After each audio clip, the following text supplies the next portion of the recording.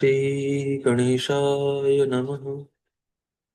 गुरुर्ब्रह्मा गुरुर्विष्णु गुरुर्देवो महेश्वर गुरु साक्षात् परब्रह्म तस्मै श्री गुरुवे नमः।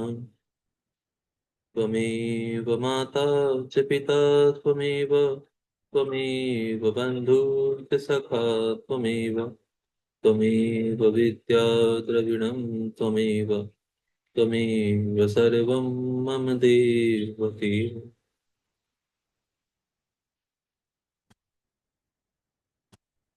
यहाँ से 34वां अध्याय प्रारंभ होता है। इस अध्याय में हरीश्वर शिवलिंग का महात्म्य और भगवान विष्णु के सुदर्शन चक्र प्राप्त करने की कथा का वर्णन किया गया है। श्री व्यास जी बोले, उन सूत जी का यह वचन सुनकर सभी मुनीश्वरों ने उनकी प्रशंसा करके लोकहित की कामना से कहा। ऋषिगण बोले, हे सूत जी, आप सब कुछ जानते हैं, इसीलिए हम लोग पूछ रहे हैं। हे प्रभु, अब आप हरीश्वर लिंग के महात्म्य को कहिए। हमने सुना है कि पूर्व काल में विष्णु जी ने उनकी आराधना से सुदर्शन चक्र प्राप्त किया था, इसलिए आप विशेष रूप से उस कथा को कहिए। श्री सूत जी बोले, हे श्रेष्ठ ऋषियों, अब आप लोग हरीश्वर की शुभ कथा सुनिए। भगवान विष्णु ने पूर्व काल में शंकर जी से सुदर्शन चक्र प्राप्त किया था। किसी समय दैत्य महाबलवान हो गए। वे लोगों को पीड़ित करने और धर्म का लोप करने लगे। उसके अनंतर महान बल तथा पराक्रम वाले दैत्यों से पीड़ित हुए उन देवताओं ने देवरक्षक भगवान विष्णु से अपना दुख निवेदन किया। देवगण बोले, हे प्रभु, आप कृपा कीजिए। हम लोगों को दैत्य अत्यंत पीड़ा दे रहे हैं। हम लोग कहाँ जाएं, क्या करें? हम लोग आप शरणादा सॉरी हम लोग आप शरणदाता के आश्रित हैं। श्री सूत जी बोले, हे ऋषियों, दुखी मन वाले देवताओं का वचन सुनकर विष्णु जी ने शिव जी के चरण कमलों का ध्यान करके यह वचन कहा। विष्णु जी बोले, हे देवताओं, मैं भगवान शिव की आराधना कर आप लोगों का कार्य करूंगा, क्योंकि ये शत्रु बड़े बलवान हैं। इन्हें प्रयत्न पूर्वक जीतना चाहिए।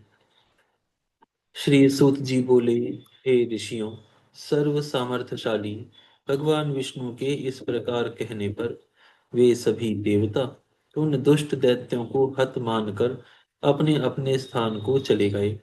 विष्णु जी भी देवताओं की विजय के लिए सभी देवताओं के स्वामी सर्व साक्षी एवं अव्यय भगवान शिव की आराधना करने लगे। वे कैलाश पर्वत के समीप जाकर स्वयं कुंड का निर्माण कर उसमें अग्नि स्थापन करके उसी के समक्ष तप करने लगे। हे मुनीश्वरों, वे पार्थिव विधि के अनुसार अनेक प्रकार के मंत्रों, अनेक प्रकार के स्तोत्रों द्वारा मानसरोवर में उत्पन्न हुए कमलों से प्रसन्नता पूर्वक शिव जी का पूजन करते रहे। वे हरि स्वयं आसन लगाकर स्थित रहे और विचलित नहीं हुए। जब तक शिव जी प्रसन्न नहीं होंगे, तब तक मैं इसी प्रकार से स्थिर रहूंगा। ऐसा निश्चय कर विष्णु जी ने शिव जी का अर्चन किया। हे ब्राह्मणों, जब सदाशिव भगवान विष्णु पर प्रसन्न नहीं हुए, तब वे विष्णु जी विचार करने लगे। इस प्रकार अपने मन में विचार कर वे नाना प्रकार से भगवान शिव की सेवा करने लगे। फिर भी लीला विशारद प्रभु सदाशिव प्रसन्न नहीं हुए। इसके बाद विष्णु जी आश्चर्यचकित हो अत्यंत उत्तम भक्ति भाव से युक्त होकर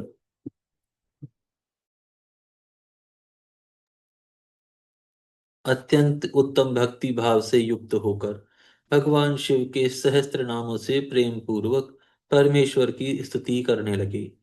वे एक एक नाम मंत्र का उच्चारण कर उन्हें एक एक कमल अर्पित करते हुए शरणागत वत्सल भगवान शंभु की पूजा करने लगे।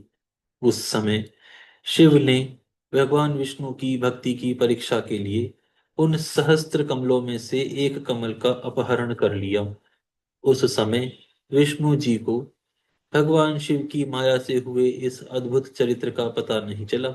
वे एक कमल को कम जानकर उसे ढूंढने में तत्पर हो गए। अविचल व्रतधारी भगवान विष्णु ने उस कमल को प्राप्त करने के लिए सारी पृथ्वी का भ्रमण किया, परंतु उसके प्राप्त न होने पर विशुद्ध आत्मा वाले उन्होंने अपना एक नेत्र ही अर्पण कर दिया। तब यह देखकर सभी प्रकार के दुखों को दूर करने वाले वे शंकर उन पर प्रसन्न हो गए। वे वहीं पर प्रकट हो गए और विष्णु जी से यह वचन कहने लगे।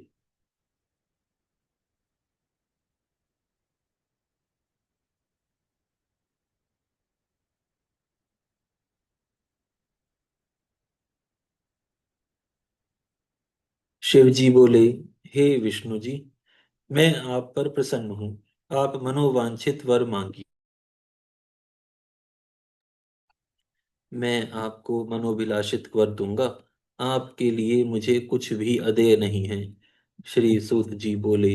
शिव जी की यह बात सुनकर प्रसन्नचित्त भगवान विष्णु परम हर्ष से युक्त होकर हाथ जोड़कर शिव जी से कहने लगे। विष्णु जी बोले, हे नाथ, आप तो सर्वांतर्यामी हैं, अतः मैं आपके सामने अपना मनोरथ क्या कहूँ। फिर भी आपकी आज्ञा से कह रहा हूँ। हे सदाशिव, दैत्यों ने सारे संसार को अत्यंत पीड़ित कर दिया है, इसीलिए हम देवताओं को सुख प्राप्त नहीं हो रहा है। हे स्वामिन, मेरा आयुध दैत्यों को मारने मारने में समर्थ नहीं हो पा रहा है। अब मैं क्या करता, कहाँ जाता? आपके अतिरिक्त कोई दूसरा मेरा रक्षक नहीं है। इसीलिए हे महेश्वर, मैं आपकी शरण में आया हूँ। श्री सूत जी बोले। ऐसा कहकर परमात्मा शिव को नमस्कार कर दैत्यों से अत्यंत पीड़ित हुए स्वयं विष्णु जी शिव जी के आगे खड़े हो गए। विष्णु जी का यह वचन सुनकर देवादिदेव महेश्वर ने उन्हें अपना महातेजस्वी सुदर्शन चक्र प्रदान किया। तब उसे प्राप्त कर भगवान विष्णु ने उस चक्र से बिना परिश्रम के शीघ्र ही उन महाबली राक्षसों का विनष्ट कर दिया। इस प्रकार संसार में शांति हुई, देवता सुखी हुए और सुंदर सुदर्शन चक्र प्राप्त कर अति प्रसन्न विष्णु जी भी परम सुखी हुए। ऋषिगण बोले, शंकर जी का यह सहस्त्र नाम कौन सा है जिससे संतुष्ट हो शिव जी ने विष्णु जी को सुदर्शन चक्र प्रदान किया? उसे आप कहिए। शिव जी की चर्चा से पूर्ण उसके महात्म्य को आप मुझसे यथार्थ रूप से कहिए, इस जिसके कारण विष्णु जी के ऊपर शिव जी कृपालु हुए। श्री व्यास जी बोले। उदार चित्त वाले उन मुनियों के इस वचन को सुनकर शिव जी के चरण कमलों का ध्यान करके सूत जी यह वचन कहने लगे। यहाँ पर यह अध्याय पूर्ण होता है।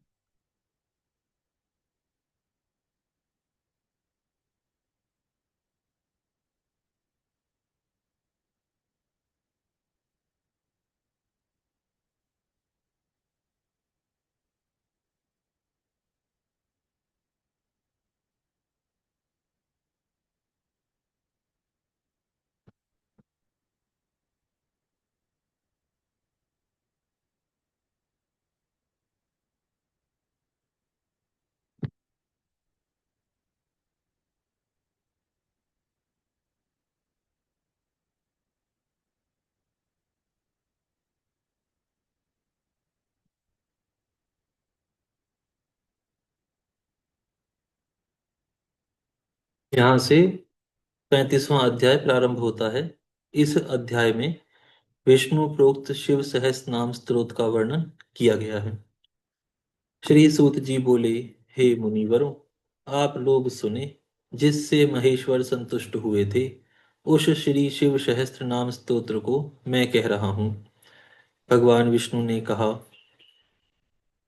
शिव, इसमें ये सारे श्लोक बताए गए हैं। पूरा श्री शिव सहस्त्र नाम यहाँ साइड में है और उसका अर्थ बताया है शब्दार्थ की तरह।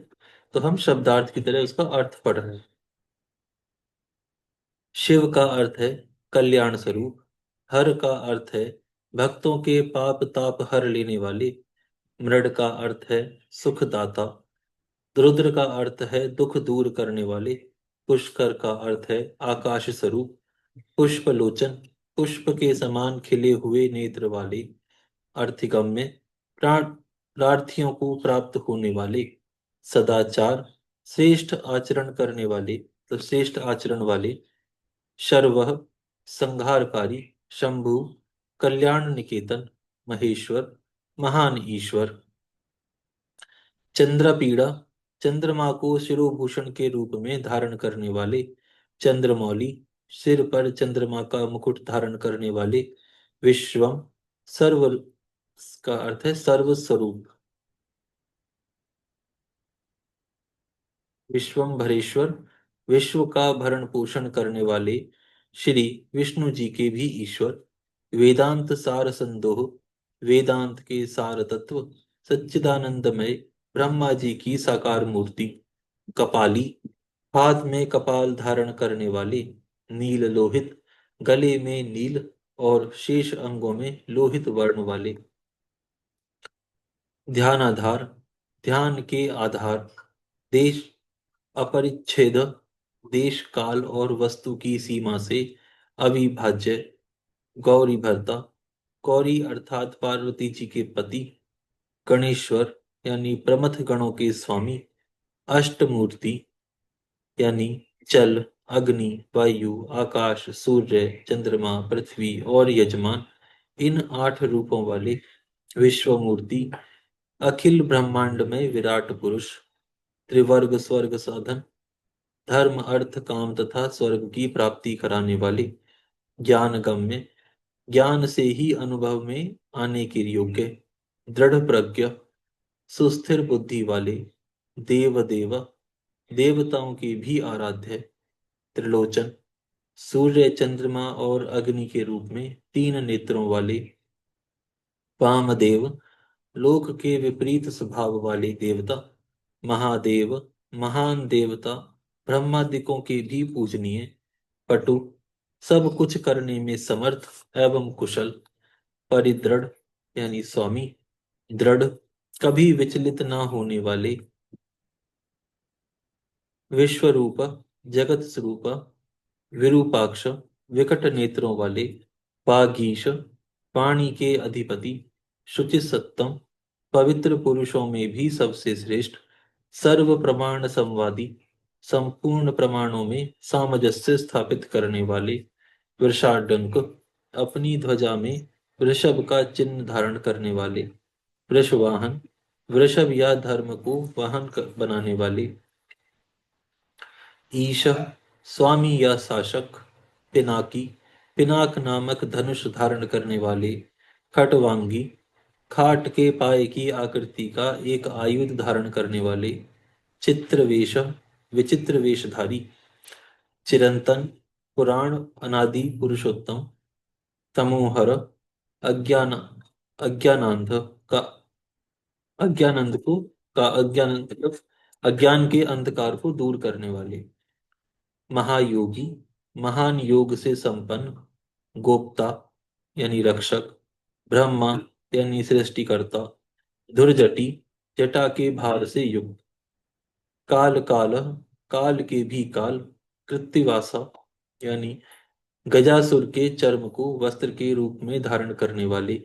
सुभगा, सौभाग्यशाली। प्रणवात्मक, ओमकार स्वरूप अथवा प्रणव के वाच्यार्थ। उन्नद्र, बंधन रहित। पुरुषः, अंतर्यामी। आत्मा, जुष्य, सेवन करने योग्य। दुर्वासा, दुर्वासा नामक मुनि के रूप में अवतीर्ण। पुरुषासन, 3 मायामय असुरपुरों का दमन करने वाले। दिव्यायुध, पाशुपत आदि दिव्य अस्त्र धारण करने वाले। स्कंद गुरु, कार्तिकेय जी के पिता। परमेष्ठी, अपनी प्रकृष्ट महिमा में स्थित रहने वाले। परात्पर, कारण के भी कारण। अनादि मध्य निधन, आदि मध्य और अंत से रहित। गिरीशः, कैलाश के अधिपति। गिरिजाधव, देवी पार्वती के पति। कुबेर बंधु, कुबेर को अपना बंधु। यानी मित्र मानने वाले। श्रीकंठ, श्याम सुषमा से सुशोभित कंठ वाले, लोक वर्णोत्तम, समस्त लोकों और वर्णों से श्रेष्ठ, मृदु कोमल स्वभाव वाले, समाधि वेद, समाधि अथवा चित्त वृत्तियों के निरोध से अनुभव में आने योग्य, कोदंडी, कोदंडी यानी धनुर्धर, नीलकंठ, कंठ में हलाहल विष का नील चिन्ह धारण करने वाले, परश्वधी यानी परशुधारी। आज हम यहाँ विराम करते हैं, फिर कल से प्रारंभ करेंगे। हे गौ माता, आप सभी देवताओं की माता, सभी पुण्यों का पुण्य, सभी तीर्थों का तीर्थ हैं। हम सभी आपको दंडवत प्रणाम करते हैं। आप सभी की कृपा हम सभी पर सदैव बनी रहे।